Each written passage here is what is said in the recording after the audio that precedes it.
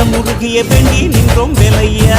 அழகு என்றாலே முருகன் தானையா, எங்க அழகு சுந்தரம் பாட்டு கேட்டு அருள் புரிவாயா. சேவல் கொடியுடன் சிரிக்கும் முருகையா, எங்க வாழ்க்கையில வெற்றி பொங்க தருவாயா.